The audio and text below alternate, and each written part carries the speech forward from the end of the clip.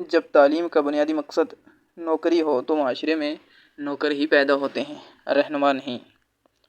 علم دل کو ایسے شاداب رکھتا ہے جیسے خشک زمین کو بارش۔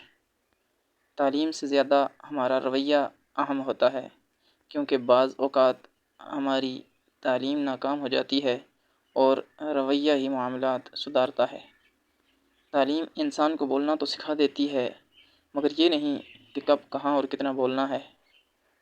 جس گھر میں تعلیم اور نیک ماں ہو، وہ گھر تہذیب اور انسانیت کی یونیورسٹی ہوتا ہے۔ علم کی سب سے بڑی دشمن جہالت نہیں، بلکہ سب کچھ معلوم ہونے کی خوش فہمی ہے۔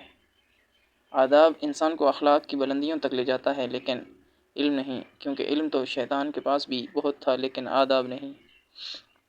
زندگی مسلسل امتحان ہے، یہاں 10 بار گرنے کے بعد 11ویں بار اٹھ جانے کا نام ہی کامیابی ہے۔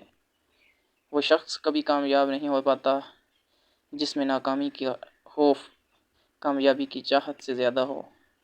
آپ تعلیم پر پورا دھیان دیں، اپنے آپ کو عمل کے لیے تیار کریں، یہ آپ کا پہلا فرض ہے۔ ہماری قوم کے لیے تعلیم زندگی اور موت کا مسئلہ ہے۔ قائد اعظم رحمۃ اللہ علیہ۔